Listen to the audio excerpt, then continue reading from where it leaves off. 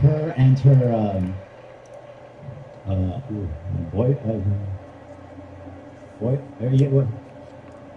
what's the nature of your relationship with this man here? Oh, that's lovely. Oh. Ooh, the crystal ball is coming out, y'all. Now, I'm gonna wait. So they're sent her and her significant other here are helping set up world premiere. We've got a crystal ball out. What did they call the one that they talked to Sauron with? Is this a Palantir? Again, it's correct. Palantir. So,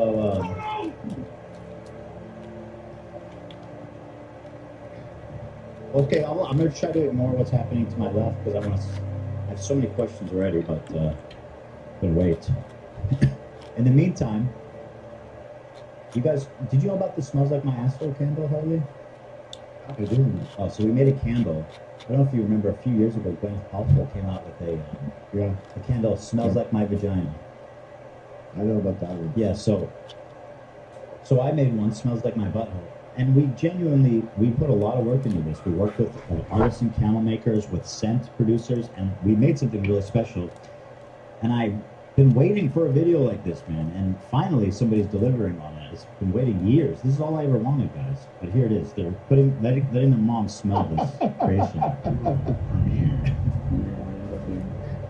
Give it a good smell.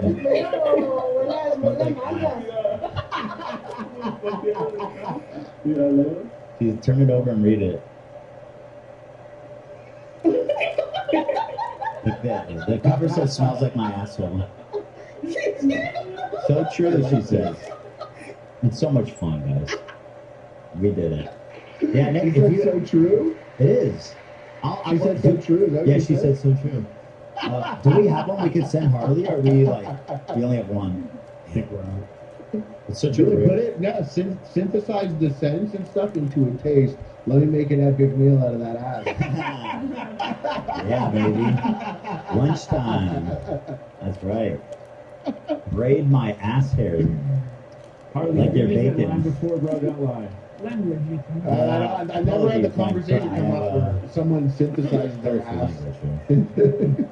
So, here, let's set you up, put the mic up, just keep that right in front of you, about a fist length from your mouth for optimal sound.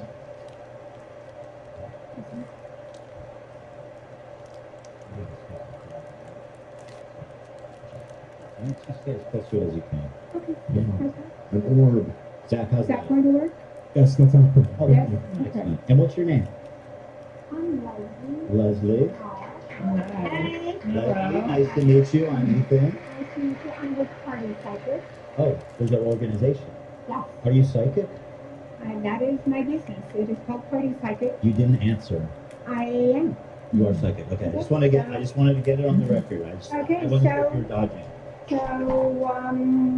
my particular business has found its niche as a entertainer performing different types of divinations at events. Divinations. And a divination is does that just mean like kind of magical happenings? What is a divination? It's a different form of interpretation. Whether the most common is tarot cards. Okay. It's a visual that people can see, relate to. It's probably been the most marketed throughout the decades. But palm readings, psychic, clairvoyance, rune readings, there's a gazillion different types of readings, whether it's coffee readings, it's tea leaf readings, depending on your culture, where you're from. This part of the world here in Western, where we live, California, you probably have the most influence of the different variations that are out there, and it's very abundant. Okay, there's lots of activity. There's a lot of activities, there's a lot of popularity, but if you look at history, if you look at worldwide exposure, people have been looking for oracles, shamans. Are you an oracle or a shaman? I wouldn't definitely not a shaman, but I do not classify myself as that per se. I just kind of stick within this particular I see. area. I see. And then is this your husband or your significant other? Husband? That's my Are spouse, you, yeah. spouse? Are you psychic? He said, okay, so he's saying everybody is psychic. I agree. So then why don't I read your tarot cards? You can. You can do, no, absolutely. Okay, see, everyone has,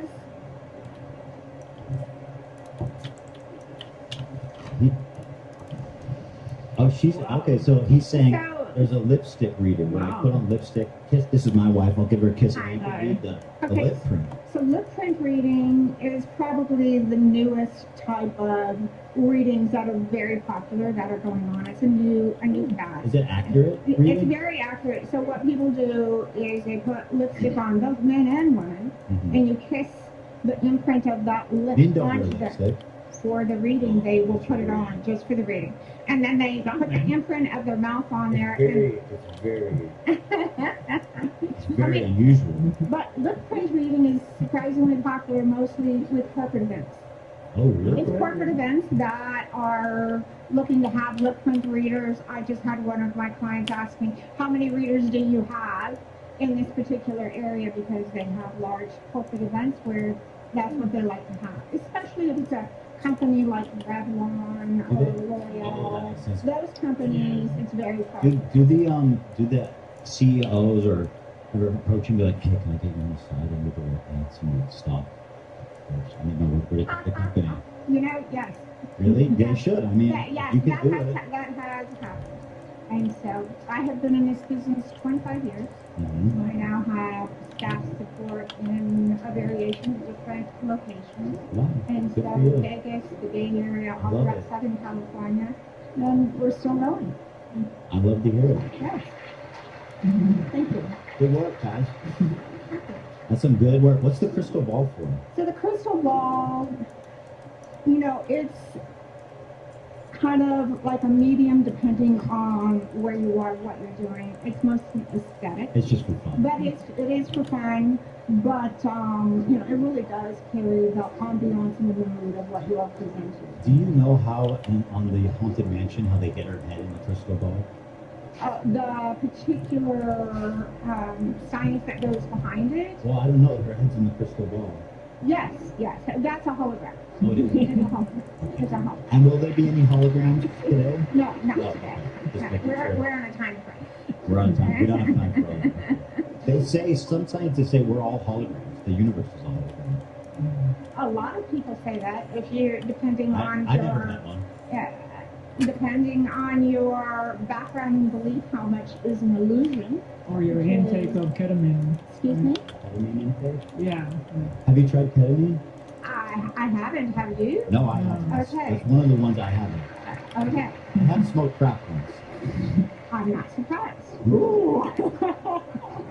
Something about me says crack smoking. No, something about you, it says, Brain damage. no, it says exploration. You have a need to, you're very smart, very witty, you're very resourceful, and you are looking to She's be able fantastic. to expand your consciousness and where you get information. Mhm. And so exploring different types of properties that help you to be able to get glimpses into other dimensions is somewhat appealing. So I'll just say this, just for the record. If that's something, if that sounds like you, I'll just say for crack, smoking crack does not open doors in the mind. I'm saying, Unless there's a little Sherman. I didn't say, I'm PCP. saying you have a desire to expand. Yes, that's true. I like the expansion. You are. The universe is expanding, so Yes, I'm yes, we are. well, this is very exciting stuff. This is very exciting. Do you do hologram? Like if I wanted a palm reading? Yes, Ooh. yes, yes. I do that. We do palm reading. We do the tarot card readings. For an event, we usually keep the readings short and to the point to be able to move the guests through as Right. quickly as possible, depending on the type of event. Well, I want you to just, channel as effectively and powerfully and accurately as you can. Time aside, you don't need. I'll probably do one, and then if someone else wants to do one, how long does it take for like a good one-on-one tarot reading? Well, let's just start. And Let's just see where it goes. Okay. Let's see where it goes. Now, Yeah. I'm still stuck on something your husband said. He says everybody's psychic.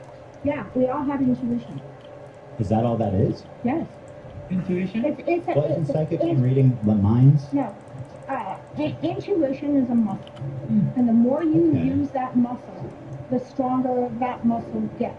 Okay. So when you start using your intuition, you put out that radar, you're able to learn how to trust yourself. Okay. You're able to learn how to trust the images you're getting. There's different types of ways of receiving information, whether it's audio, you hear things, or whether you get images or pictures, whether you get feelings, depending on how you receive information. And everyone receives information and downloads differently. So depending on what is comfortable with you and how often you use it, teaches you to begin to listen to what you are getting your information. Is this so this is not a supernatural act? There's no mystic power. There's no mystic It's just power. you and your intuitive mind. That's all this is. Well, It's a matter of intuition and learning to sharpen those tools, because everyone has life experience teaching them to learn to listen to their gut. How many times have you told yourself, oh, I knew it, I knew I should have done this, I knew it was going to go that way. Yeah, but I usually only say that when I don't say that when I'm. Sometimes you get the opposite right, and then you don't acknowledge it. So it's a confirmation bias. That's usually when you overthink it and you Oh. don't trust yourself. The first response Can you that ever trust yourself? No, not really. No. Most of us are being trained by life experience Yeah. to learn to trust ourselves. When the brain comes in and starts questioning that is when we have problems and issues. The brain is on overload. And just because you think a thought doesn't make it true or accurate. True. Okay, so that's the thing, to learn the difference between a thought and to learn the difference between what your heart, your spirit is telling you. Right. And they're day and night. A lot of people go with what they know, their first reaction, which is first reaction. Doesn't make it accurate. So learning to trust that what your inner being is telling you That's very is fascinating. I like the that. shifts. That's very good, actually. I was always under the impression that this was some kind of exercise in otherworldly types of magics, but the way you described it actually makes a lot of sense, and I appreciate that. Yes. Well, how do the cards? How do the cards tell you anything about me? Well, if you select some cards, Yeah. say 5 cards just for the moment, Yeah. depending on which cards you select, the image that is on the back of the card as you flip it over, depending on whether it's right side up or upside down, will tell you what you are leaning towards, the message that you are needing or wanting at this particular point in time. But how do the cards know that? It's not the cards, it's what you select. But I don't know what's behind it. No, you don't. So it depends on which one you are So it's drawn just a to. random, but it's a random. It's a random, or it's whatever one you feel that you are drawn to, but it's not the cards. It's which one you choose to select them that creates the different message. Do you ever get negative fortunes? Like, does it sometimes be like, like this is not good? No. No. So if a person is going through a challenging time in their life, say they're dealing with someone that has recently passed and or they're going through a life-changing transition, depending on how you perceive it and look at it, depends on the interpretation. We all have death in our lives. That's the fact. People around us are going to die. That just is. But it's a choice and it's an awareness of that situation on how you look at it as to whether it's a negative situation or a positive. How you decide, it's a decision, and how you are going to. So we're looking on the Deal bright with side. Well, can you see if like someone's getting cancer? Does that ever happen? That has never come up in my particular line of work. Right. Whether someone has it or they're borderline, I have seen when Borderline people cancer? have, no, whether someone comes up and they're having health issues Oh. and it's cancer, I have seen that in the past, yes, absolutely. So how do you announce that? But I do not say that. That is not my place. Sure, but you I can say, I see some health situations just going talk on. with a doctor. And, you know, you might want to go from there, Yeah. and then they can follow up with that. But most people already know with what their health situation is telling them. Mhm. But keep in mind, my particular format is not there to It's say crazy. that type of thing.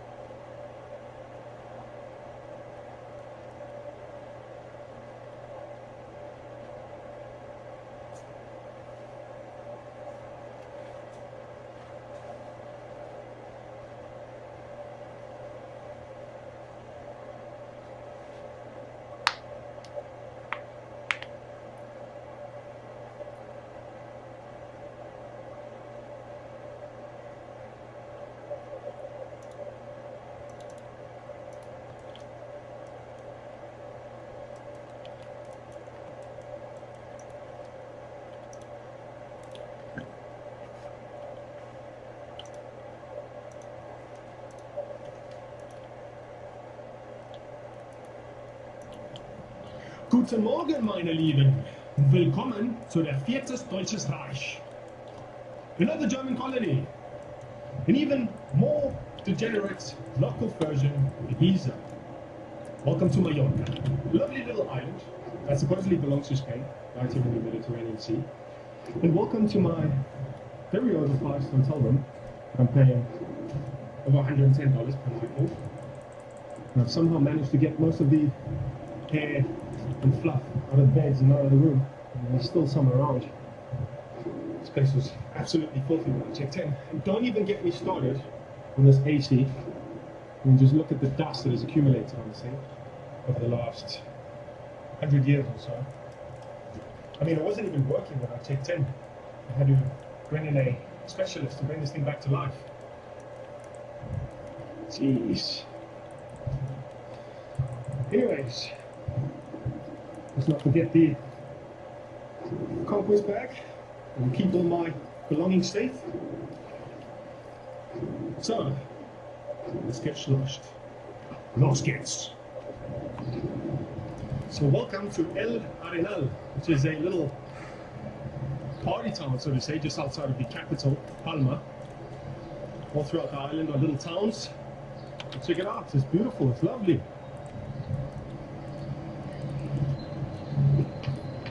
Is this the perfect moment to stop off for a quick beer? I think so. Let's see what beer choice they have here, guys. Let's go for the San Miguel's, the San Miguis. So guys, I got myself a sneaky San Migi here to start the day. Drink this real quick. What's up, guys? Where you from? Let's crack this open. Of course, man. Prost! Prost! Prost! Prost! Where's your beers, man? Okay. Prost, man. For the block. For the We block. give to everyone in Hamm Yes, sir. Where's Hum? and Germany. Okay. Nice. Is that where you guys are from? Yeah. Hum? We've done this. We're gonna head out. This is our preparation for the day. Cold San Miguel. Check it out. The beautiful Mediterranean Sea. Oh my days. Is this stunning? Look at this. Wow. Look at this, guys. He's not Spanish. What's up, man? 5 seconds. Sure. 7 seconds. That's it, bro. Quick picture. Sure, man. Sure. No, Where you you from? in Mallorca. Yes, bro. Where you from? I'm from Austria. Austria. Okay. Let's go. Hey, bro. Feel this way. Right. It started. That's me, bro. What's up? Everything's fine. Everything is fine. Where you from? Germany. From Germany? Yeah. Oh man, I don't even need to ask. Everyone here is from Germany. You're right. How are you? Yeah. Nice. What's going on here? You found a scam? No. Okay.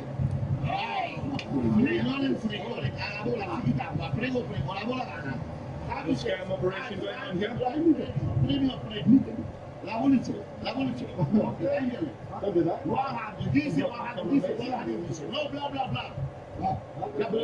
So all these guys, they're this guy, they're all scam. It's a scam. It's a scam. What is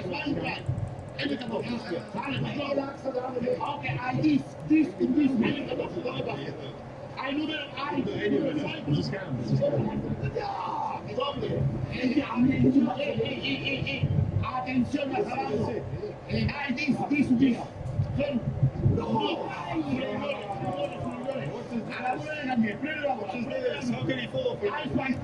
All these guys are in on it. So what happens is they get other people on standby around them to act as part of the crowd, but they're all actors. This guy's an actor. This guy's an actor. This guy's an actor. He's a scammer. He's an actor.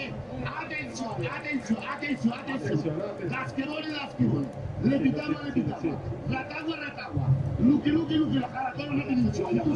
Okay, thank you. 400. No hay. 100. Carajo, 100. Dice. Okay. Correcto. Ingadite, la. Kufi.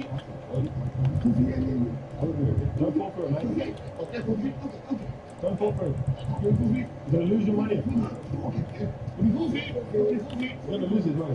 Okay, turn.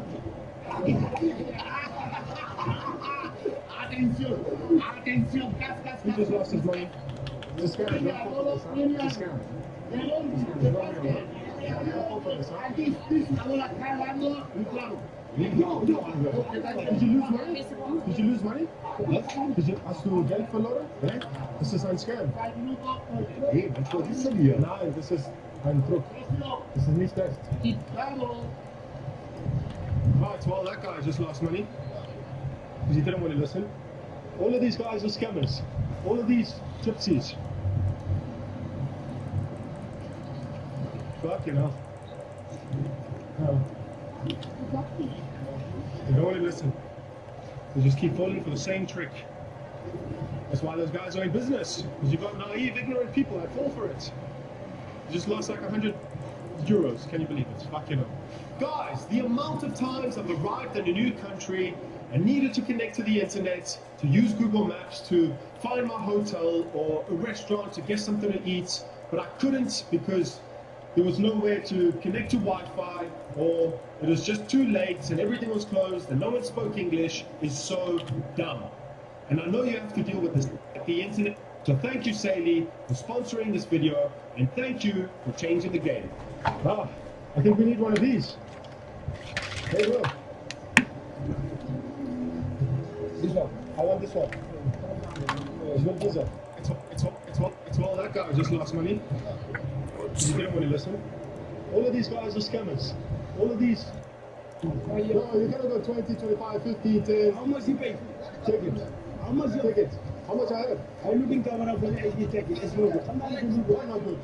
Why No. I can film. I can film. I see from my I can film.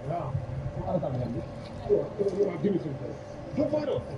Man, from fucking 50 to 5 euro. Done. Yeah. You tell me I can't film. We're in Europe, bruv. Hey, hello. Alles gut? Bier, Kapitän. Wie viel? Anyway. Bessere Preis. Bessere Preis. Wie viel? Die haben mir 5 gesagt. 5. Okay, gute Mann. Okay. This is good. You're gonna try and jump me or something? Yeah. Yes. It's upside down. Yeah, don't worry. No problem, I understand what you're saying. But this is not good. Let's put up. Okay. Ah, du kannst Deutsch. 100 Jahre Garantie. Wow. Wow, boy. Alles gut. 45.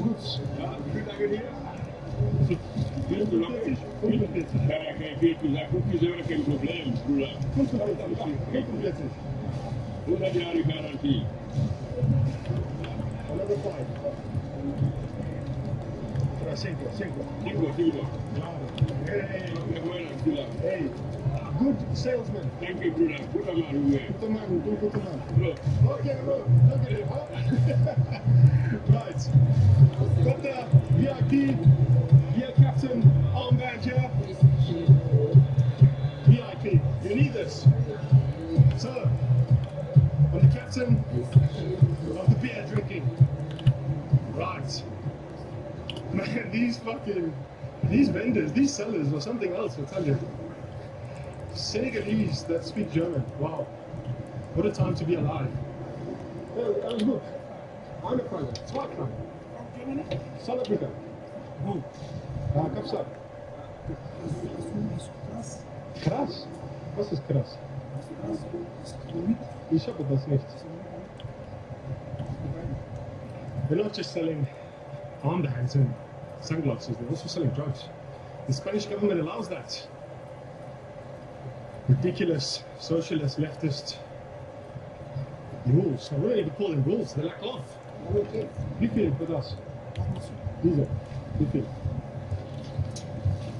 Which one? Diese, weiß. Nice. Wie viel? Wie viel kostet das? 25. Nein, bessere Preis. Ja, sagen wir. Bessere Preis. Sag du dann. Nein, du sagst. Ja, ich sag mein Preis, aber du sagst deinen Preis. 15. 20. 15.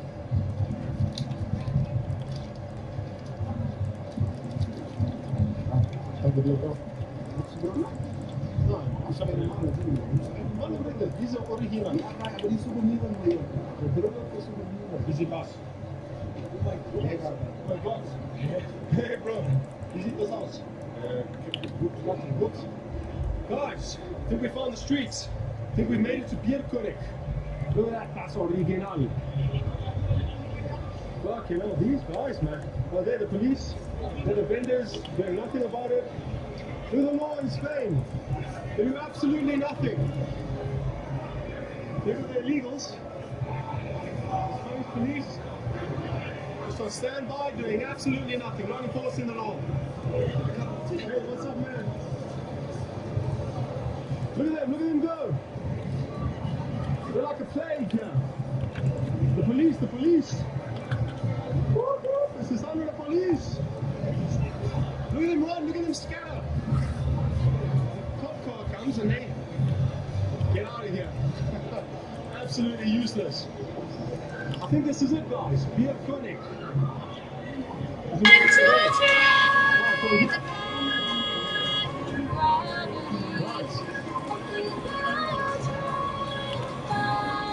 Let's check this place out.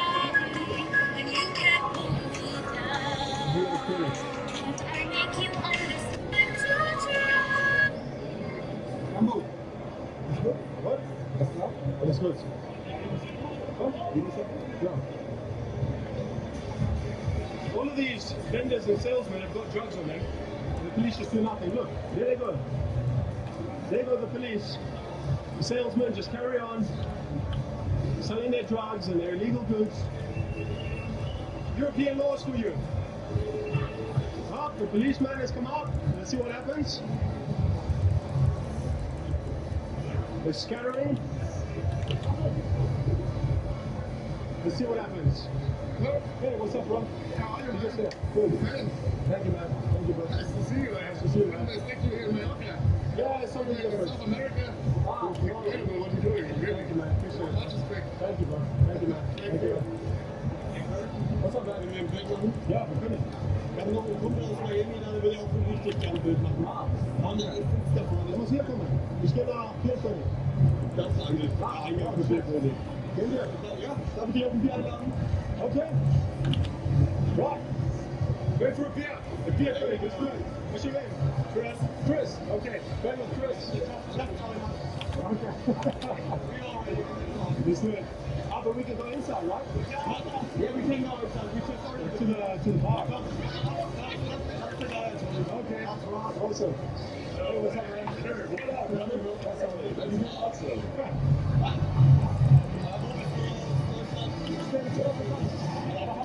Guys, we made it to Beer König, finally.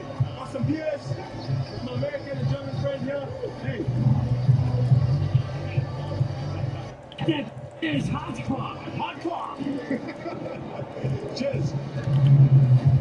Just around the table. Yeah. Oh my God, it is packed. Yeah, man. It's done. This is it, bro. Oh, this is it. Chocolate.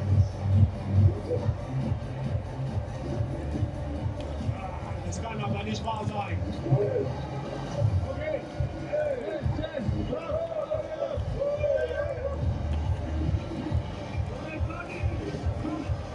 Ah, shit. Woo. Hey. Yeah, man. Okay. Right. We're getting slushed in mini Germany. Let's go. Guys, this is absolute madness.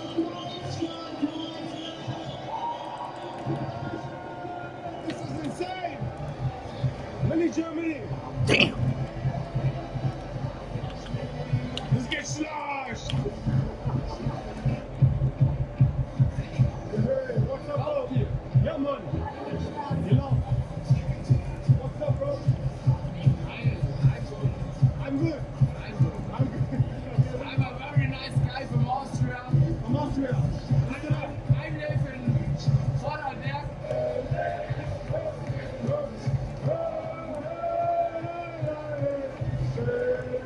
Yeah, man. Okay, guys, we made it to the craziest place to get drunk.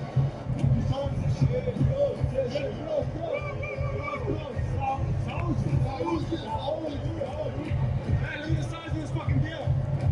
Get in my head. This is crazy. God damn. Oh, you're a high performer. No, high performer. I'm good. High performer. Yeah, I need that. 1 liter beers.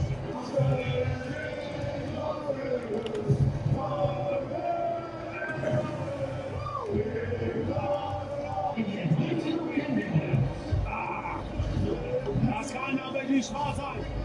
Was sagst du? Diretamente do Brasil, tamo junto! Tamo junto. Caralho. Porra.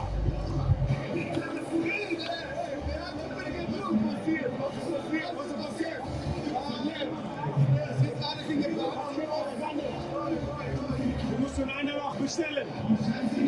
Oder nicht?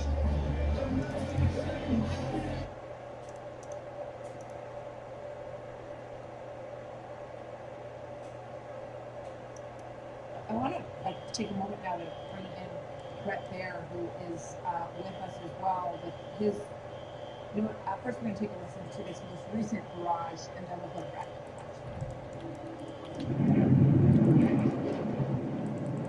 Okay, this is some short range systems. Stay here. You're gonna pull out a little bit. Okay, there's just a massive amount of fire coming to Tel Aviv right now.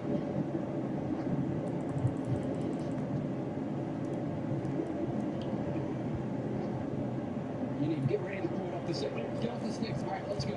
Time to go. Okay. Guys, come on. Everyone move. Everyone move now. Stay with us. Stay with us. Pick up the gear. Let's go. Two moments, just a short time ago, that was our training reporting from a balcony in Tel Aviv, and this is the site of one of where these explosions hit. And we're waiting for more word on injured, but at this point, the early information that we've received, it does not appear to be a large-scale injury in terms of casualties on the ground. So we'll get more information on that as we can. The third wave, as we have mentioned, has been underway, heading for Israel.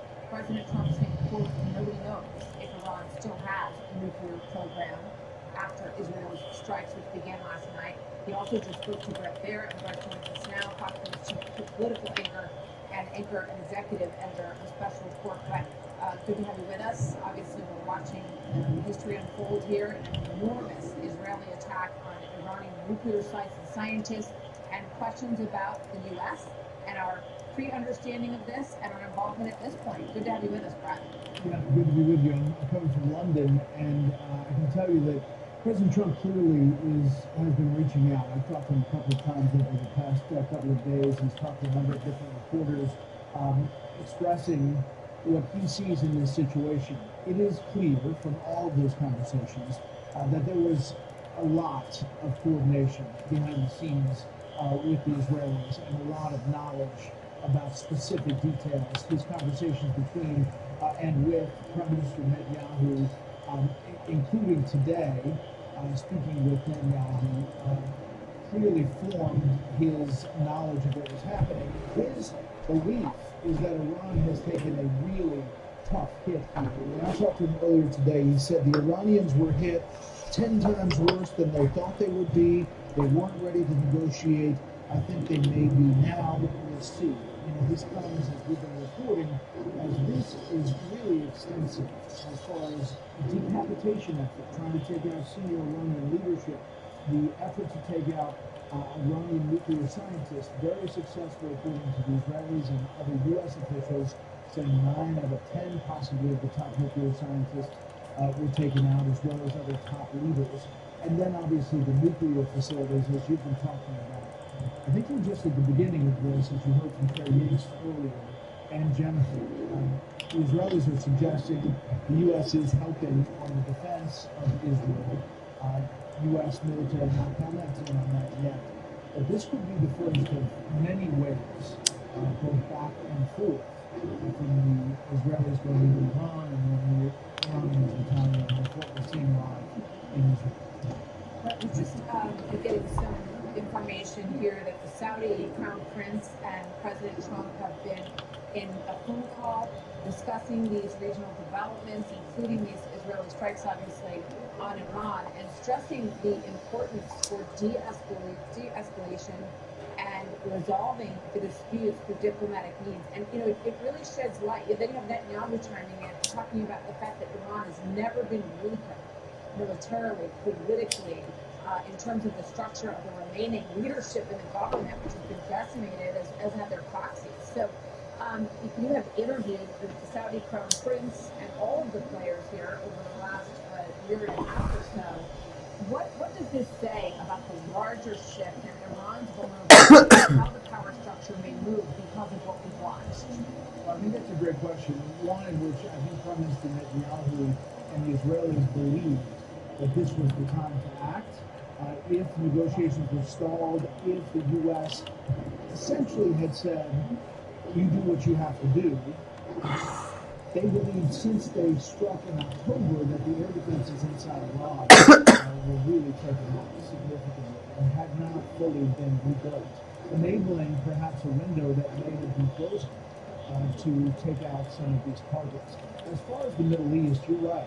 The Crown Prince is now sitting in a position of prominence as far as trying to get different parties to talk, trying to get all of the parties together. He definitely spearheads the leadership along with the UAE and the GCC countries, and has a significant role in thinking about where the Middle East is going. I think what they say publicly in the Middle East in some of these countries may be a little bit different than what they say privately. And they would like this to be over soon, but understand Israel's actions.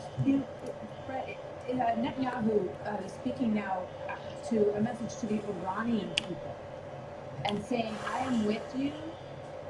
The Israeli people are with you. And we know how strong the Iranian resistance is, and it's been very difficult for them to be forceful.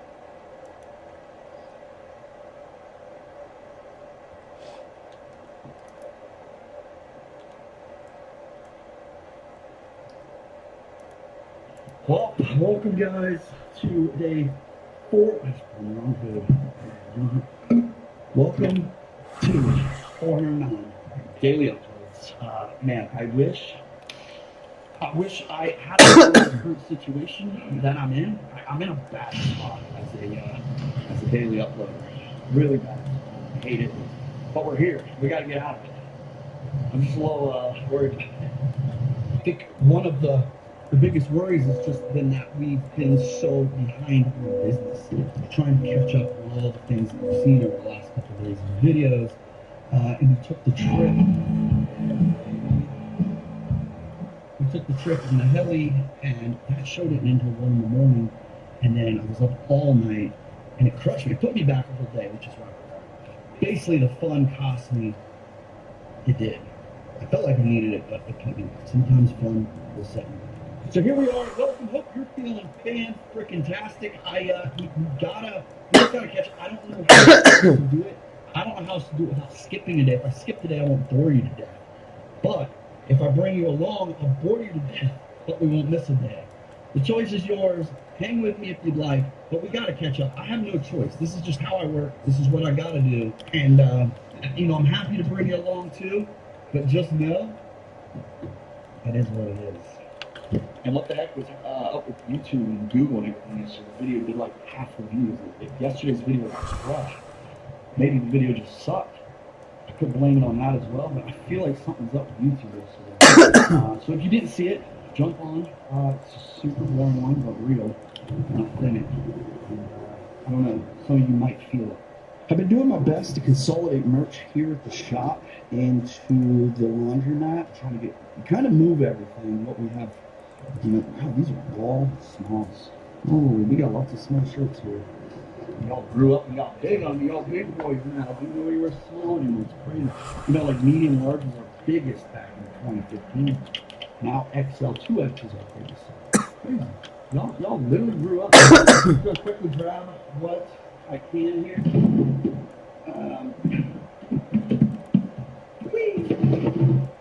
Grab what I can real quick. Our inventory on everything. Kinetic is smoked, merch is smoked.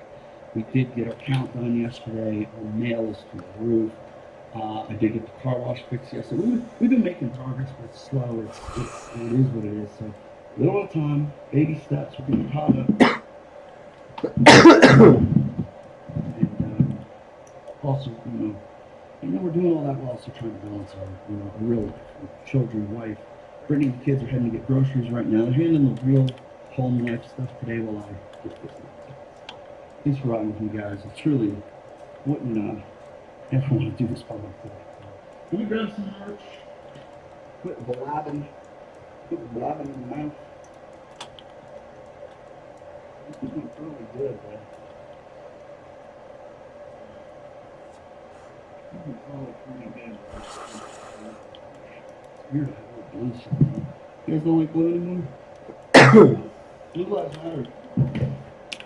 Oh, here's red. You guys are like, please make colors. We're tired of black. All we do is wear black. Then I bring colors out and black sells immediately. I love it. Good morning, Sleepyheads. It is day 4 of visiting all 50 states in 50 days. We are currently in Arizona. I'm convinced that Haley and I just slept in the coolest house in the state. I am still so happy to be here, I do not want to leave. Today we embark to the great state of...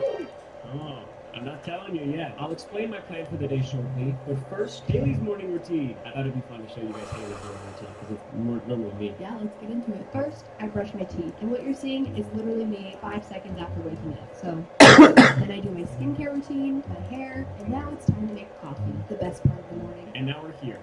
I think it's time we address the elephant in the room. It's day 4. Ryan and Haley, why are you wearing the same outfit every day? What if I told you it's not the same outfit? If we're going to make it to all 50 states in 50 days, we need to be efficient with our time. We can't be wasting time trying to pick out an outfit. That's why we packed 7 pairs of the exact same outfit. Both of us did it. Haley's is cuter, I'll admit it. And not only are there 7 outfits, I also did laundry, so it's really clean. Don't worry. I could look good in butter yellow. So there's that. We'll meet you outside. First of all, it's time to update our rankings for the coolest house in America. Haley and I are in alignment on this. Arizona is now number 1. Woo! The Desert Villa is in first place. Do you think it's because of recency bias? Like we're just putting every one that we go to at number 1? No, I don't think Frank Lloyd wins because of recency bias. True. This could very well be our coolest house in America. That's crazy. Now that that's taken care of, it's time for the game. We're standing on a sloped road. Conventional wisdom would say, Ryan and Haley, keep going, go to California. Well, guess what? I am conventionally wise. This ain't the gold rush. We're not going to California yet. Instead, we're actually going to be driving up to this little tiny nook that I like to call Las Vegas. That's right, we're going to Nevada. This is where my route plan starts to get risky. If you want to go to all 50 states in 50 days, you can't play it safe. You got to take risks. I'm thinking long term. I'm also thinking of ways to have fun because we're going to Las Vegas after all. That's why I packed silly hats. I used precious cargo space to pack my favorite silly hats because we're going to Las Vegas and I want to have a good time and I like wearing silly hats. Whatever. I like to enjoy. So why are you making a big deal about it? It's a normal thing to collect. We have a very cool Airbnb waiting for us in Las Vegas. I'll show you the listing on the way there. Let's hit the road.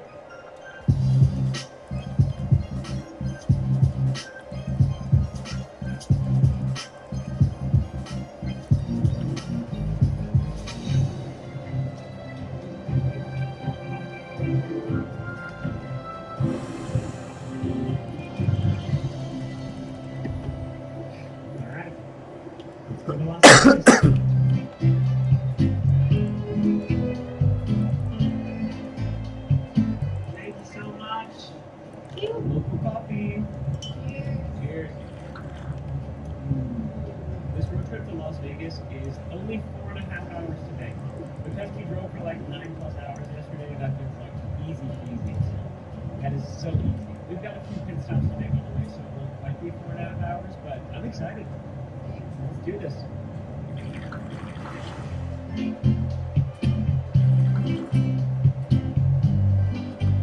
Quick joyride run because I need to get joyride before I leave the state of Arizona. Oh. I'm sorry, excuse me. Yeah, no big deal. This is my candy. I cannot get over that this candy display is going to be here all summer. I've already seen so many pictures of you guys going to Target and getting Joyride. Look at all these Joyride runners. So cute. So wholesome. I love it. Guys, tomorrow is Joyride Day. If you want to be a part of a world record that we're trying to set, go to Target, grab a bag of Joyride, take a selfie with it, and post it to Instagram with #JoyrideHour. It's such a specific world record, but it's most photos of people holding candy uploaded to Instagram in 1 hour. The goal is 500 people. We can do this. I think we can do this, and you might find a golden ticket in your bag. You and your family vacation to one of the Airbnbs in this series. Pretty cool. I'm getting gummy busters. We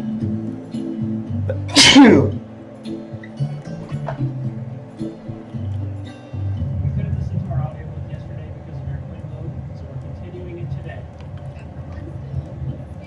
What is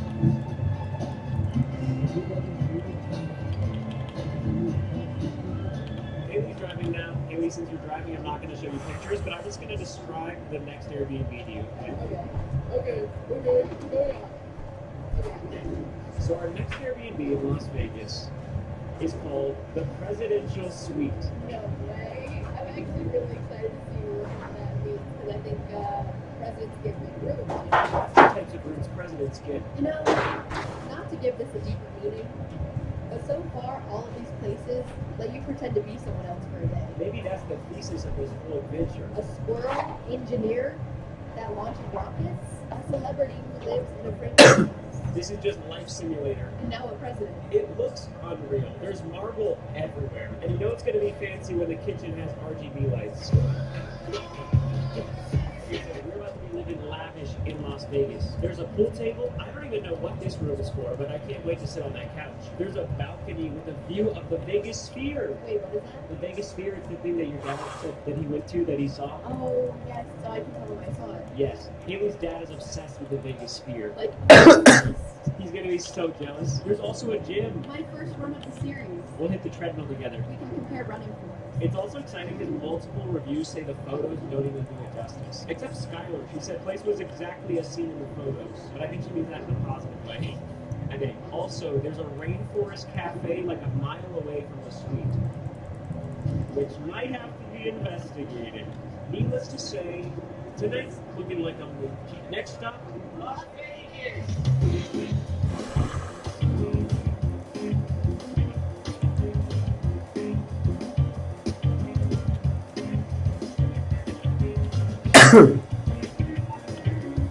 I think that's it right there. Platinum. Yeah.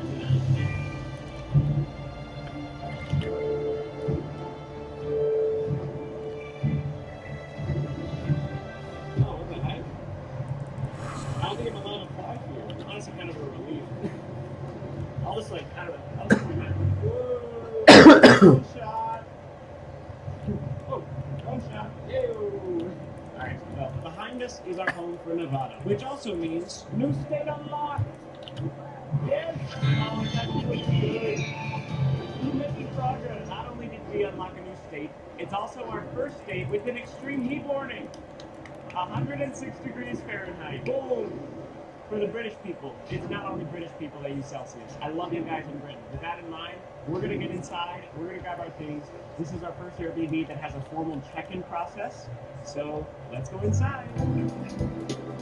So this room is pretty nice. All right. The biggest food we have. The biggest suite you have. Holy If you have a dog, our pet could do it, $250 including fees. Nothing else. The mouse is good. Have you ever been to that Rainforest Cafe? 9 years ago, yes. Okay. All right. I think we're gonna go tonight. Yeah, cool. All right. Thank you. Oh, you know it's gonna be crazy. This is the last one. All the spheres right there. Oh my gosh! Look at the sphere. That's cool. Holy moly! A double goal. Whoa. Oh goodness. No way, it's huge. There's the couch I was talking about. Okay, we gotta do a tour. Guys, I think it's safe to say that it actually is better than the photos. This is the living room. Oh my goodness. Look how many places there are to sit. Look at all these guys. So many places to sit. I hope that edit worked. I'm walking towards the kitchen. Oh my gosh! I feel like I'm in a vibey Twitch stream. Also 2010 YouTube for some reason. I don't think my outfit matches the vibe of this kitchen. Any frozen pizzas? No frozen pizzas. Who doesn't like Gary? Pizza! And lasagna! Oh man, watch this. Am I goaded? Ah. Me and the space are in a height competition. I'm winning. Well, it depends if you count from. Should we just take a moment to try to interpret the art? Yeah. It's like football. Yeah. I think he plays football. Yeah. I found the couch from the listing. It's in the bedroom, actually. There's the bed right there. Yeah. It's a big room. I don't know what this space is really for. Huge balcony. Look at this balcony. Oh my gosh. Look at his view, Remy. Hell yeah. Oh, he's facing the wrong way. It's my favorite game. That's the biggest parking lot I've ever seen. I can't believe we were in a bunker 2 days ago. Welcome to the bathroom. Oh. How crazy is this room? I just can't believe, like, I feel like these two tiles are almost not necessary. But that's what makes this presidential. Don't forget, we're in the presidential suite. This ain't no governor suite. That's the tour of the Las Vegas presidential suite. I cannot believe this place. We have a fun night ahead of us. We are going to go do our run now. It'll be the first run we've done on a treadmill. That'll be fun. I am so excited to run right now. Let's go get our run in. Boom, it's time to run again. We are in the gym of the hotel. This is very nice. This is a very nice gym. I'm running on the treadmill, so I'm not going to time my mile this time. I think this is a good opportunity to run a few miles. And guess who joined me? Haley Remy. Getting swole. Let's do this. All right, here we go. Let's do this. I'm running in Las Vegas. As I'm running, I just have a thought. I'm not gonna join your Then I saw that sign over Discord. there, and I thought, you're right. I do got this. I'll run 2. I think I'll run 2 miles.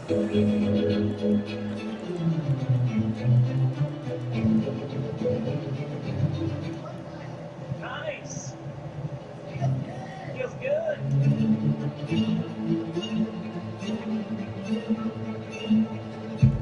Oh, we did it. We ran 2 miles each.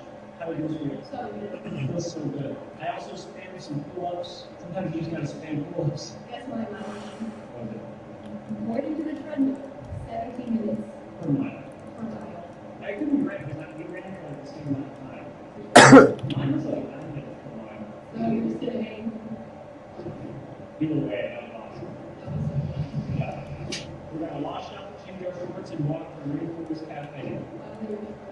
I feel weird waiting at Rainforest Cafe.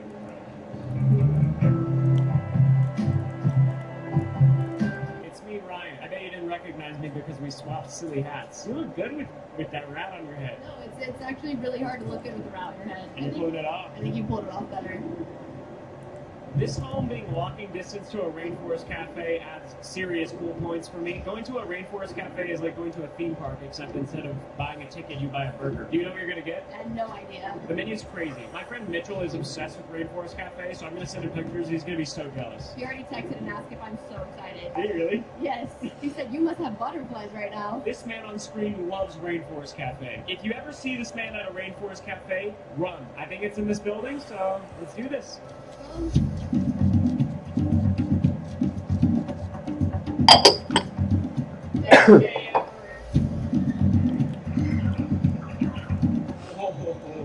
Oh my gosh.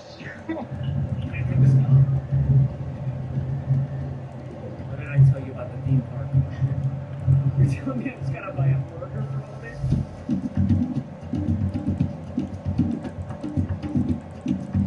Whoa! Can I get the Amazon Rainforest burger? And how would you like that go? I'll do medium. And can I just get it plain, basically just cheese and ketchup only? I want tomato, right, great news. Our order has arrived. We got coconut shrimp, burger, quesadillas, and a keychain. A girl literally came up to us with a camera and said, "Would you like a complimentary photo?" And I was like, "Yes." She takes a flash photo of us in Rainforest Cafe, brings it back, and now we have a keychain forever. This was complimentary. Rainforest Cafe, I don't know, I can't say enough good things. I can't. Needless to say, we're having a great time. Kind of forgot I was in Vegas. Yeah, honestly, it's just a sweet oasis here. I thought I was somewhere in South America. The rainforest, the Amazon. Right. You know what they say? What happens in Vegas goes on my YouTube channel. I thought of that line earlier in the day and I forgot to say it, so I thought I would say it now before it gets too late and I forget. That's good that you got it in there. Because that is honestly a good line. Thank you.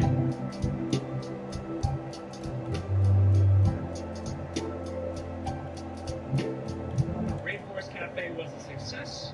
We will see you back at the presidential suite. Man, what time? Anytime.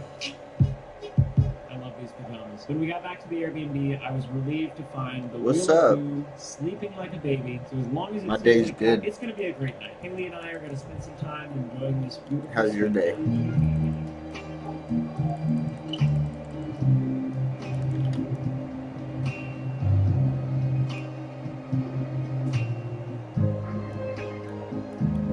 Well. It's been an amazing night here in Las Vegas. I cannot believe we're already on day 4 of visiting all 50 states. This is crazy. This has been a dream of mine. I'm making mashed potatoes. I got 2 potatoes. I gotta mash up. Adventure has now become raising $1 million. I'll be dead ass. They're at the forefront of child cancer research and treatment. We've already gotten some unbelievable donations, 2 of which activated. So shout out to Mr. Beast and Electric E-Bikes. It's that time of day to check donations. Here we go. It's so heavy. Oh my gosh, that was crazy. Our new donation total is... Oh my gosh! $170,480 raised. Who donated? Okay. Electric E-Bikes donated another $10,000. They said they would donate $10K every time I rode the bike, and I rode it today. So thank you guys so much. Rob and Levi, you guys are the best. It's going to be hard for someone to beat electric this top over, but they deserve it. Also, Humphrey, $5,420.69. I'm guessing that's Humphrey Yang. Yeah. Humphrey, you were crazy. You were also one of the first people to make a big donation to my penny series like 3 years ago. So thank you so much, Humphrey. You're amazing. Well, it's day 4, and we are definitely ahead of our schedule for this goal of $1 million. I can't believe it. Oh, that's so fun. If you can't donate, be sure to subscribe to my YouTube channel right now. That donates a penny. Also, follow me on Instagram and follow Sweets on Instagram. If you do all those things, you can donate 3 cents. And here's how much we've raised so far from people just clicking buttons. It really adds up. We're posting on Instagram every day, too. There's some fun behind-the-scenes content there. With that being said, tomorrow, we have to go. That's the entire premise of this series. We have to keep going. I cannot wait for tomorrow's Airbnb. I have been looking forward to this for almost a year. We're just going to have to wait and see. Thank you so much for watching. We love you. See you tomorrow.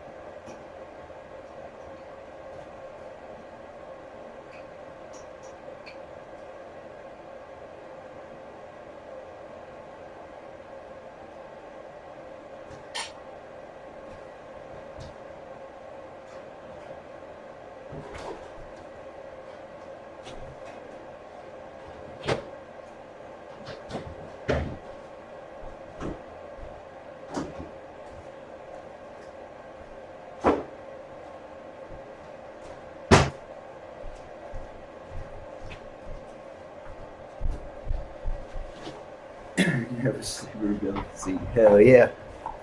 Okay, what time is it? 6:15? Excuse me.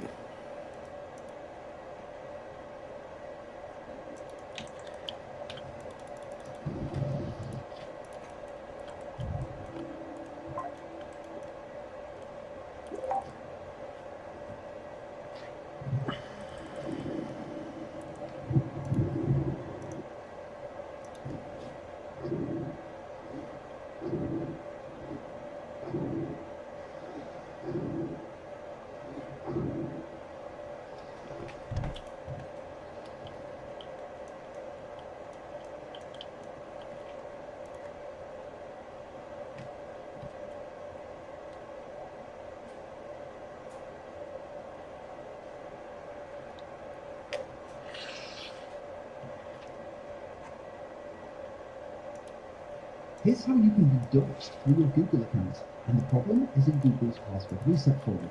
Also in your Hacking News Roundup, a worker at a 3-letter agency turns traitor, and a mysterious figure is targeting ransomware games. But first, just a couple of scripts are all that stands in the way of cyber criminals resolving your Google account's email address to your phone number. Now, this wouldn't be much of a problem if SIM swapping wasn't such a big deal. With SIM swapping often leading to millions of dollars being stolen, high-profile accounts being hacked, and even people being kidnapped, most sensible people nowadays won't give away their phone number to just anyone, but most people aren't quite as protective over their email address, which makes this a bit of a problem. Luckily, this unintended functionality in Google's password reset form was discovered by the security researcher Brucecat before some bad guys could exploit it for evil. But how did this work? When you use Google's account recovery form, you'll first be asked for your phone number, after which you'll need to enter your full name before you get the option of receiving an account recovery code. If the phone number and the name don't match, you'll get an account not found error. So the theory here is that if you can find a way to bypass Google's rate limiting and their annoying captures, you could simply brute force all the millions of possible phone numbers to find the one that matches the name of the person you want to dox. The first discovery that made this possible was that Google has a version of their password reset form that works without JavaScript. This is important because anti-bot solutions are heavily reliant on JavaScript in order to work. Without JavaScript, Google doesn't know whether it's dealing with a bot or an actual human. In order to bypass IP rate limiting, Brucecat registered a hell of a lot of IP addresses and wrote a script to cycle the IP for each request. And it worked. Here, he brute forced the phone number for the account named Henry Chancellor. But despite the fact this works, it requires you know the full name of the person's Google account, and the goal here is to resolve someone's email directly to their phone number. This was a bit of a problem, because as our researcher explains, in the past couple of years, Google changed their policy to only show you the display name of the Google account if it's interacted with you in some way, and Google has updated all of their services to take note of this change. But they missed one, Looker Studio. I'd never heard of it before this. It's a data visualization tool that you can use to visualize data, and the bug in it meant that just by sharing a document with someone's email address, it would give you their full name. At this point, Brucecat was able to put a script together to handle the full attack chain, taking an email address as input and returning its phone number. The brute forcing will take anywhere from a few minutes to just a couple of seconds, depending on the postal code of the person you were trying to dox. But unfortunately for some bad guys, Brucecat reported this to Google, who awarded him $5,000 for his efforts and deprecated their no JavaScript account recovery form for good. Next up, let's take a look at what the feds have been up to. You guys came up with some pretty good suggestions for what we should call this segment. My two favourites are, what have the feds been up to this week, and FedWatch. Which works best? Let me know down in those comments. So first, in this week's Fed activities, we have some alleged treachery within America's Department of Defense. Enter 28-year-old Nathan Phillips-Latch. Since 2019, he's been working as a computer scientist at the DoD, or more specifically, the Defense Intelligence Agency, which operates under the DoD. Nathan wasn't very happy about the re-election of President Trump last year, so much so that according to court documents, he reached out to a foreign government, identified only as Country 1, saying, "I do not agree or align with the values of this administration. To this end, I am willing to share classified information that I have access to." Nathan's first alleged mistake was not reaching out to a country that would take his office seriously. Instead, contacting a foreign government described as friendly to the United States, which proceeded to forward his email straight to the FBI, who took up the case. Undercover agents, posing as representatives of Country 1, asked Nathan to provide a sample of classified data so it could be reviewed and authenticated. He allegedly agreed, spending hours at his desk in the DoD, copying out classified data from his computer to handwritten notes that he then folded up and slipped into his socks when leaving the office. Nathan then made his second alleged mistake, and this was a big one. After typing up his notes, he agrees to load them onto a USB stick, which he would then physically drop at a predefined park in Arlington, Virginia. The feds then just sat in wait and surveilled him dropping the stick, confirming who the suspect was. Nathan wasn't explicitly after money, rather he asked for citizenship from the unnamed country, but added that he wasn't opposed to other forms of compensation. He exchanged a few more messages with the undercover feds before eventually agreeing to a dead drop, but this time, when dropping the USB stick, he was promptly arrested. And next, the Joe Biden-themed carding marketplace has just been taken out by the feds. In many ways, Biden Cash was just like any other carding marketplace. They made it easy for cyber bad guys to buy stolen credit cards with crypto. But these guys were masters at marketing. For starters, their central theme was Joe Biden. Even at the login page, you'd be served one of 5 pages of Joe. The marketplace got a lot of attention when in 2022 they gave away 1 million credit cards. They quite literally published a CSV with the details of over 1 million cards. And it didn't matter that the vast majority of the cards on this list were old and didn't work, it was the attention they were after, and they got a lot of it. The marketplace had a clear net domain, and much of the time it was being indexed by Google, so it was easy for noobs to just Google the site and try their hand at credit card fraud. Famously, Biden Cash was selling stolen credit cards for as little as 15 cents. The marketplace repeated their free credit card stunt on their first birthday, but this time giving away 2 million cards. But now, thanks to a joint operation involving Dutch and US authorities, Biden Cash is no more, with 145 domains being seized.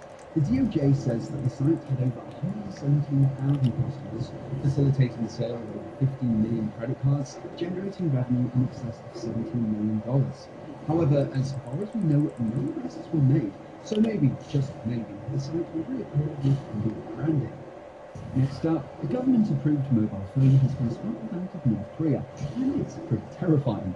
Unfortunately, the phone landed in the hands of the BBC rather than a tech journalist, so we don't have a proper write-up with all the juicy technical details, but the BBC did make some interesting discoveries. So North Korea started building out their 4G infrastructure a couple of years ago and importing second-hand Huawei devices to help modernize their network. This could be one of those. The device, of course, has no internet access, but it does come with a messenger app, which has some strange censorship features. Kim apparently doesn't like people using words popularized by South Korean media, one being oppa. Its dictionary definition in Korean is older brother, but thanks to K-dramas and K-pop, its meaning has broadened to include male friends and boyfriends, or at least that's how Brock describes it. This isn't really my area, I'm not much for Korean. Anyway, Kim Jong-un is keen to stamp out any and all South Korean linguistic imperialism, so when you type oppa, the phone changes it in real time to comrade, and you get a little warning that oppa should only be used to describe your siblings. For another example, if you type the word South Korea, it's changed in real time to puppet state. Elsewhere on the device, the BBC discovered that every 5 minutes the phone takes a screenshot and saves it to a folder which the user has no permissions to access. Only law enforcement can access these images. For our next story, ransomware gangs better watch out because Gang Exposed is out and about. This Telegram channel, run by some unknown individual, has spent the past few weeks making life very difficult for some alleged Russian cybercriminals. Gang Exposed spawned on Telegram last month, claiming he was going to publish unique information about TrickBot, Ponzi and Blackbuster, 3 Russian cybercrime groups that have spent the past few years launching ransomware attacks and probably becoming very rich in the process. Gang Exposed pledged to provide the world with evidence that will accelerate their capture. No rumours, only facts backed by real data. And for context, these aren't small irrelevant groups. The US government is offering rewards of up to $10 million in exchange for the identities of these guys. And to deliver, getting exposed most definitely did. His first target was Vitaly Kovalov, who he accused of being the ringleader of Trickbot and Conti. This was a full-on dox, including passport numbers, driver's license, tax IDs, as well as details on the shell companies that this guy allegedly runs. Getting Exposed also claims that this guy co-founded Russia's largest crypto conference, Blockchain Forum, which will hold its next gathering in Moscow next April. And whilst sure anyone can spin up a Telegram channel and start making accusations, just a couple of weeks later, German police seems to have taken notice of Getting Exposed and put out an Interpol red notice for Vitaly Kovalov. But Getting Exposed hasn't stopped there. He's exposed various other people he claims are key players in these ransomware groups, in many cases publishing the full data of his investigations. He also published chat messages from these groups, and even a couple of videos which he says show ransomware gang members aboard a private jet for a birthday party. As for how he obtains all of this data, we're not talking of scraping Facebook here. In an interview with the Register, he describes that he often conducts his investigations using less than legal sources. In some cases, we're talking darknet doxing services, and he claims to have access to a leaked Russian border control database, which is apparently quite pricey. But who's behind this mysterious persona? He claims to be an independent, anonymous investigator, not affiliated with any organizations or governments.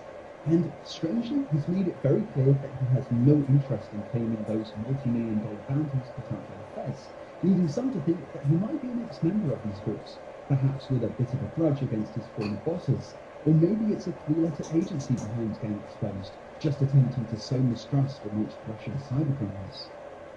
As always, thanks for watching, and I'll see you in the next video. Have a good one.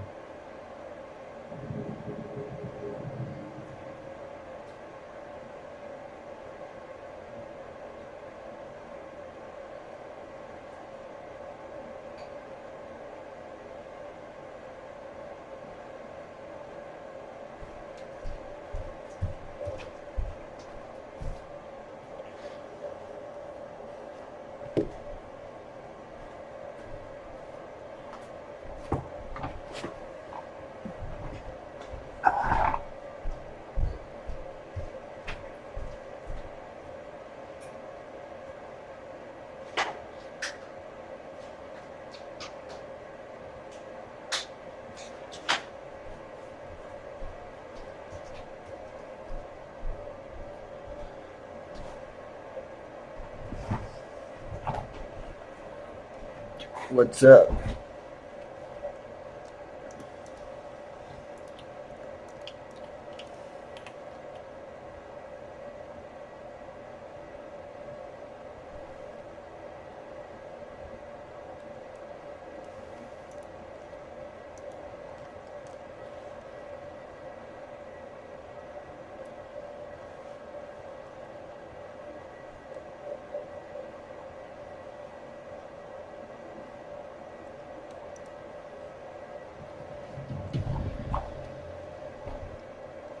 What is up, YouTubers? We're back for Brutal Friday. I think this is the 6th episode I'm bringing you guys, and it's deload week, which means volume down. What else is week? Brain down. I'm good. Intensity's still high.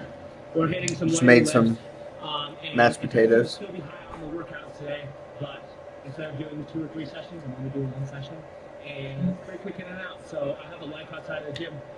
I do a deload week every 4th week, so 3 weeks on, 1 week off. So Brutal Friday stays the deload week, keeps the intensity high. Today, me and Mr. J-Ray are throwing down. We got row climbs, deadlifts, and AMRAP cow row. So the row climbs and deadlifts are the buy-in. Let's put it here for you guys. The buy-in is 3 row climbs, 12 deadlifts, 12 deadlifts, 3 row climbs, AMRAP cow row in a 2-minute window. In the rest 1 minute, do it all over again 5 times, and the score is the total calories burned between the 5 sets. So we'll try to keep it entertaining for you guys. I'm going to give you some game time commentary again, and we're going to get right to work. So here we go. My day was good. So, how was your day? So remember, this workout as a blind each time. So, Alright, do I got 2 people in here? 1, go.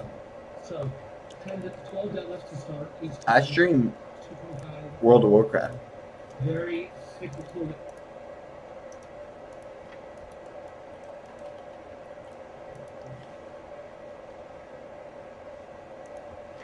Okay, here, as you can see, I'm kind of being sketched on the hip extension and the shoulders behind the hips. I'm pretty quick with the flash there on the side. It looks good. You know, filmed it, but it's very quick. I never had a problem with that in competition, but it's something I should be aware of if I have to just stand up a little longer. Anyways, I didn't even get to talk about the rope climbs. So here we go. First few pulls on the rower, I try and get it up to speed as quick as I possibly. I mean, just type it, bro. I'm not gonna join the Discord though. With a 1 minute rest, you know, you don't have much time, so you're forced to be careful towards this workout, because our output takes a burnout.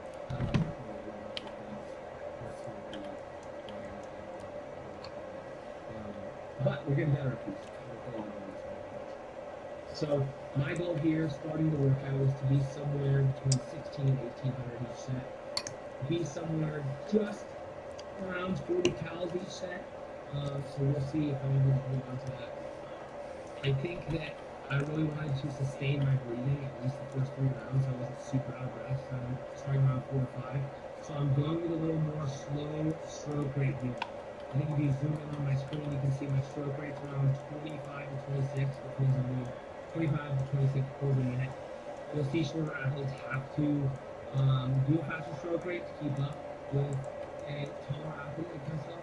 So being tall helps in the rower, and I would say overall this whole 2 round workout just being more volume to it. So like I said, that 2 minute window comes up very quick.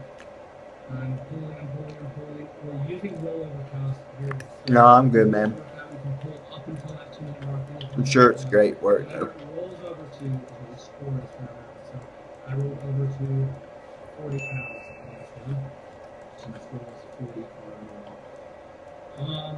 if I'm not mistaken, I was able to pull very consistent iron splits this whole time, which were right around 32 to 35 seconds for the 12 rounds. That being said, I really tried to maximize that rest period, but also step up to the bar early to feel ready. I didn't want to sit on that bench till like 3, 2, 1 go when we start. I wanted to feel ready and stay on the bar. And very mentally prepared to start on this. So you'll see I stand over that bar for a bit. I'm not just lollying on the bench for a while. So I take my sip, catch my breath, ready to go again. So here we go again. Deadlift grip, let's talk about that. So first 2 rounds I did right hand over, left hand under. The next 2 rounds I did flop them, so left hand over, right hand under. And then the 5th round I did what was most comfortable. I do that to help with imbalances. I used to never switch my grip, and now that's been helping me just keep my balance. I just like it. Switching over to my grip, switching over to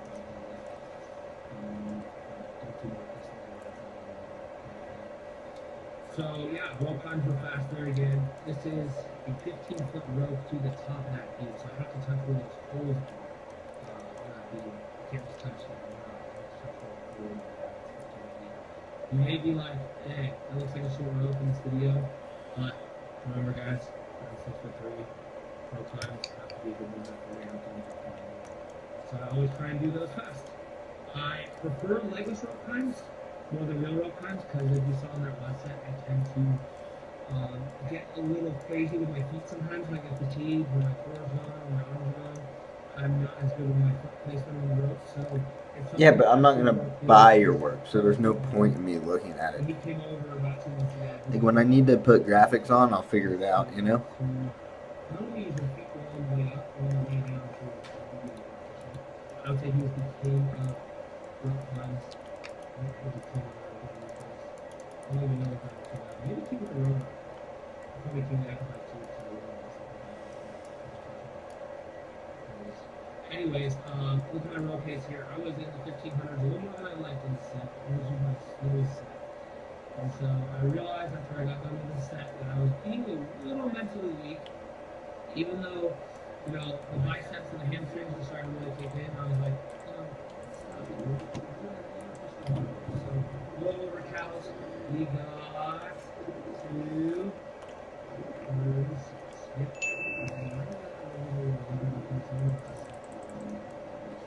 So right now we're 40 and 36. Sit down, sit down for, just write the score down, a little bit clock, make sure I'm just catching my breath. We're in the airway here, so I'm feeling and once we get up for this third set, this is where I'm really starting to feel the fatigue kick in. I want to make sure my hands are topped up. Because we're a little slippery for me. The deadlifts hang on to them are a problem because I had that in the past, but the rope is a little harder to hang on to set by set. So expect that to be now, that being said, the rope comes with a limiter. Don't be afraid to break these deadlifts to save that grip a little more. Hang on to 12 in a row can get grippy. But if we're really confident rope times like me, it's okay to hang on. So, trying to feel my hamstrings out a lot here. My biceps too. I'm trying not to balance the ball early arm band first down on these. So I'm going up to that rope. I guess I could have put my rope a little closer to down the bar to get, you know, in the road one second earlier, but I just wanted to get visually crazy for you guys. See how I'm tripping on my feet sometimes in that first pull up? My second rope down there. Could have been more efficient on getting those feet up there quicker. So it takes me about 3 to 4 seconds to start pulling. And you can see I'm just trying to get that moderate as slow as possible because it doesn't get up to my pace for 8 to 10 seconds, which that's something I can work on, getting on pace. I think the next athletes can get that higher or their machine up to their desired pace very quickly. And that's sort of skill. That's sort of skill. So this time I didn't want to see as much 1500. Start the screen. As long as I'm above 16, I'm happy. High 15s, below 16s, I was on the set. I started realizing, it didn't work out for the final round.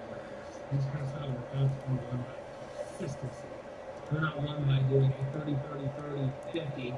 They're won by doing a 37 through 39 each set.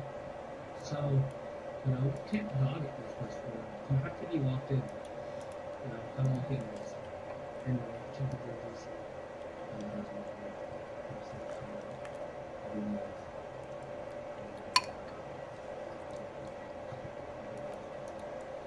We're gonna face the top round. Anyway, stroke rate's higher here. Is my stroke rate. We're on the 32, 34 now. Because my muscles are giving out. My muscle endurance is giving out. So I'm having to make up for it with a faster stroke rate because I'm not as powerful. So roll over here, let's see what we get. Will we get the 37? Yes, we do. So beat that last round by 40, 46, 46. And you'll notice I'm getting a little faster each ending push. So the last 20 seconds on the rubber, I'm trying to really pick it up. So I know I have it coming up to rest. And honestly, the hardest part about this workout was just starting the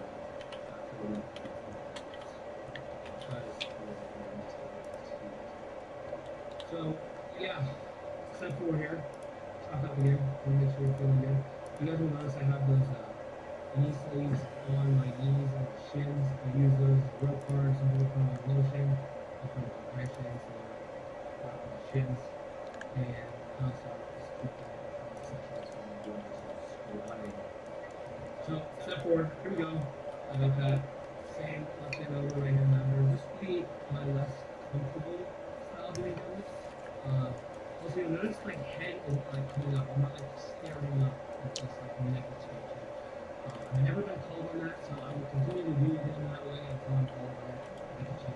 That was a little blunder there. That cost me around 2 seconds. So now I'm really trying to focus on my underhead, extending that top arm as much as I can. So I'm not taking my bicep. I'm trying to extend that top arm as much as I can. That's going to help me hang on longer, put more strain on.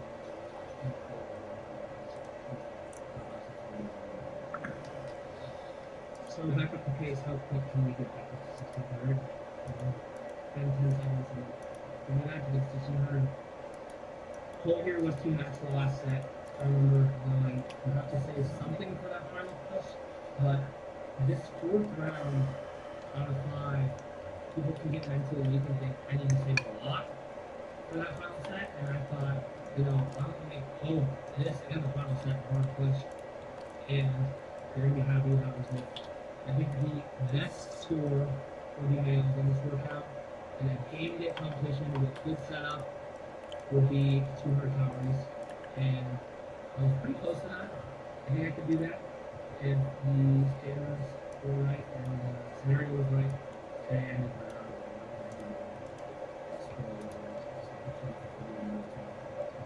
score pulling more 1650 on the set.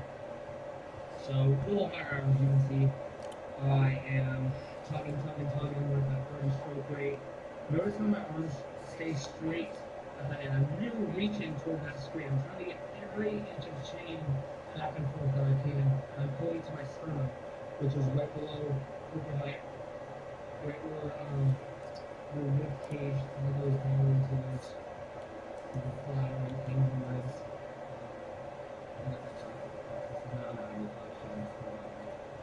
So, final set coming up. That one we ended at 37 again.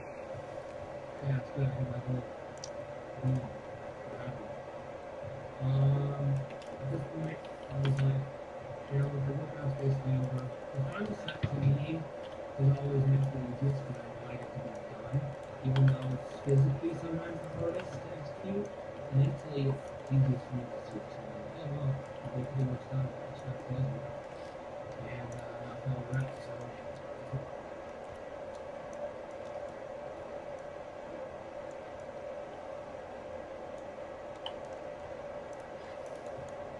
Live from Jerusalem, Ambassador Peter Aharon, the former Consul General of Israel, and from Tel Aviv, retired Lieutenant Colonel Jonathan Conrikas, who is the former Israeli Defense Forces spokesperson. Jonathan, I'll begin with you. Let's get to the here and now. A half hour ago, Israel reported a second wave, possibly a third wave of incoming missiles launched by Iran. What can you tell us is happening? Yeah, good evening. Sorry, camera moved a bit. It's okay. Good evening. Thank you for having me on. Currently, Israelis have been told that it is safe to go out of shelters. According to reports from rescue services, we're talking about 28 wounded Israelis, 2 of them severely. As far as I know, all of the wounded are civilians, including women and children, some of them. And rescue services have been out and evacuated them to various hospitals in central Israel. I'm not aware of any fatalities, and I hope that it is how it will remain. I think that this Iranian attack on Israel, it answers the question of what the Iranians want to do, if they're looking to de-escalate the situation or if they're looking to escalate. And it appears as if they are indeed happy to escalate the situation. I think that's very important because that indicates where this is going. Up until this attack on Israel, the Iranians had the choice. They could either count their losses and basically allow Israel to finish their nuclear program, their weapons program, without Israel expanding its strikes on Iran. But the Iranian regime chose differently, attacked and fired a few hundred ballistic missiles at Israel and caused civilian casualties. And now what Israel is likely to do, there's no official statement of it yet, but what I think Israel will now be doing is broadening the scope of targets that will be attacked in Iran, and including targets that are regime sensitive or perhaps even national infrastructure related to oil, gas, and other important things. Ambassador, obviously, all bets are off, all talks are off at the moment. Iran has canceled talks that were scheduled for this weekend with the United States. Can you give us a sense right now of what that temperature is like, especially considering that, yes, as Jonathan Conrikas just said, Israel limited its attacks to the nuclear facilities. In fact, we've got some video of Natanz. That is where the underground nuclear facilities are in many cases for them. There's some smoke coming up from that, and we are hearing from the IAEA that radiological and chemical contamination has been detected inside the facilities. But now you've got Iran coming through and hitting a building in Israel and targeting civilians. So does this end all possibility of any discussion? Well, I think as was said before, the Iranians, the regime is interested in further escalating the situation, but let's not forget that both Israel and Iran, and certainly President Trump, are acutely aware of the limitation of deploying military power. At the end of the day, the president would like the Iranians to go back to talk about the deal and to perhaps voluntarily say, you know what, enough is enough. Let's end it here before it further escalates. This is a scenario that we will all welcome, obviously. And there's a limit to what Israel can do. Let us not forget that the Iranian nuclear program fundamentally is based on knowledge. That knowledge cannot be destroyed. I mean, we can destroy and inflict major harm on their infrastructure, military, civilian, but at the end of the day, the knowledge exists. And so the problem is to deal with the motivation of this regime in the first place. And the capabilities are secondary to the motivation. And I think that what President Trump and the Israeli government are trying to do is to apply maximum pressure on the Iranian regime and to somehow empower and embolden the Iranian people to rise up against their own regime. Yeah, well, we've seen that get close before, and then it was crushed, so it is a very, very onerous regime as we continue to watch that. Jonathan, last night we got very rare footage of Mossad, the Israeli undercover spy agency, and how they were able to penetrate the ground areas of Iran months ago to prepare for this so that they could have exploding drones. And forgive me if this needs to be corrected, but as I understand it, exploding drones, which overnight, before the Israelis launched their air attack, were able to take out at least some of the missile launchers to clear the area for safe moves here. Can you give us a sense of why that video is now released by Israel? Usually they don't do such things. No, you're right. The Mossad doesn't usually release footage of its operations. I think there's, a dimension of psychological warfare and intimidation, and to really humiliate the Revolutionary Guard, the Quds Force, the Iranian regime, and to show them for the paper tiger that they are, at least in terms of their defensive capabilities. I think that's the intention behind what Mossad did. And yes, I mean, when the dust will settle and people will have the ability to really evaluate what the Mossad, Israeli Air Force, and other components of the Israeli defense establishment really did, I think it is out of this world and unprecedented. The amount, the effect of what Israel did against the Iranian regime in the opening strike, and then what Israel has continued to do in Natanz, in Fordo, and in other locations is quite significant. I would say very significant. Mossad had an absolutely crucial part in that. This is the culmination of months and years of work on the ground, building networks, infrastructure, recruiting agents, and having the necessary people deployed on the ground without the Iranians knowing about it, and using them precisely when Israel wanted to. Ido, Democratic lawmakers here and some other critics are saying that this is a terrible thing, what Israel has done, and they've only made the region more unstable. What is your response to that? What do you say to respond to the fact that Israel, in some people's eyes, actually did the rest of the world's dirty work by hitting Iran's nuclear facilities, which were on the threshold of being able to produce actual nuclear bombs? Absolutely, and Iran has been the foremost instigator of instability and terrorism, not only in Central Asia, in the Middle East, and North Africa, but also in Latin America, and even some attempts in Washington, D.C.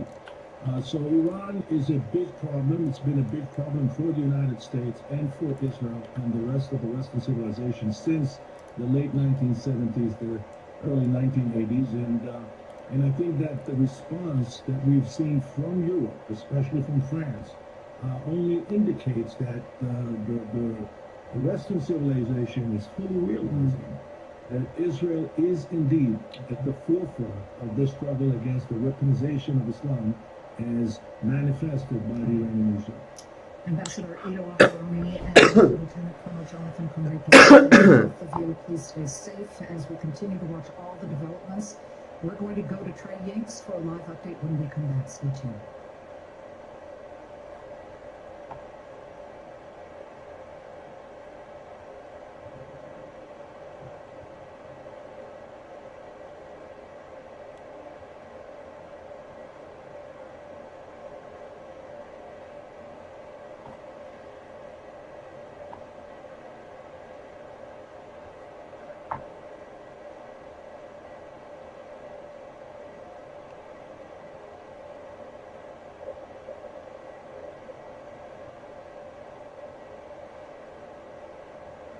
Your body can only digest up to 50 grams of protein in one sitting. Yes, that's a pretty common myth. I see it all the time. The rest goes to your penis.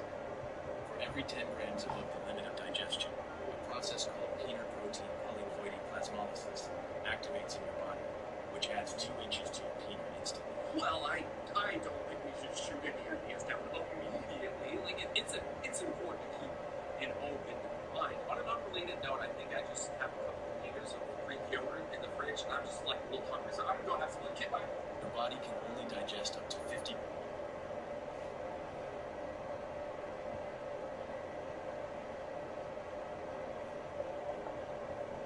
Honey, are you calling me? Slowly. It's kinda hard to talk alone now. Honey, why you crying? Is everything okay? I don't know what's the case. I can't be too loud. I feel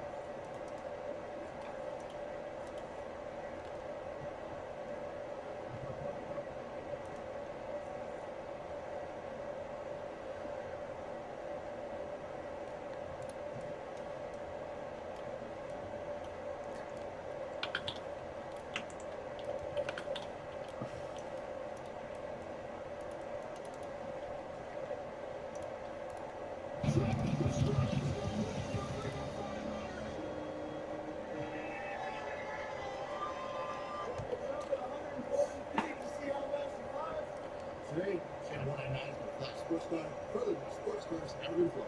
110 foot gap. Alright, so quick question. The only reason I was able to get this Z06, to sell this Z06, buy this car that we used in this episode from Cletus's Freedom 500 was because I took out the #1 qualifier who likely would have won. Here in turn number 2, and Palmer's from a leader. To Birdie, hooked into the outside wall. We're here at Brad Birdie's house, and it's not a Z06, it's not a Corvette, but it's the best constellation prize I have.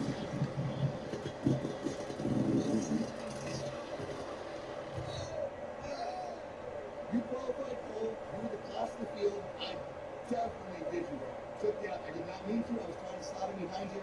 I'm sorry, Master. Thank you, and have fun. Hey, how do you feel about your Corvette gas on? Look at it. Look at it. It's huge. I can't even fit it all in the lens. This is literally the story of careful what you ask for. We got up here, it was at 70 feet, seemed overly doable. I asked for 69 feet. We should have left it. He built it at 69 feet. You should have left it there, because now it's about 169 feet, and it's intimidating. A Corvette that's not supposed to, it's supposed to stay low to the ground and go fast. For the first time, you have a vehicle that has more than enough power to That's adjust. the problem. I'm not used to power, I'm used to just stupidity.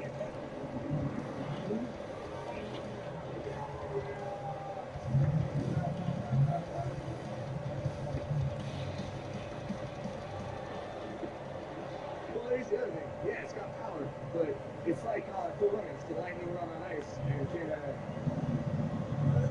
C8 drive on dirt. Alright, here we have a sports car.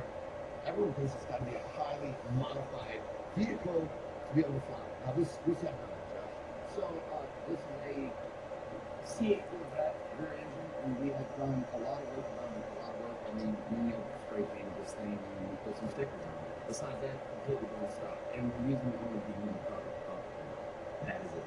I was going to jump to 06, but this man, Cletus, every car enthusiast in the world is like, look, you cannot jump that car. Like, he was about to cry. You can't move the 06. So we built this car for my daughter Addie to be able to jump over the mountain for Giancana. Then we went and filled up the limo with water. We put Connor Hale in the back and launched the limo.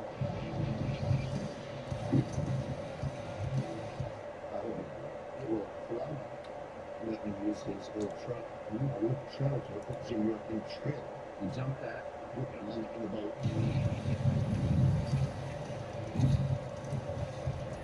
Jim York actually jumped over at 7 feet. We had a little bigger one for a limit for Giancana.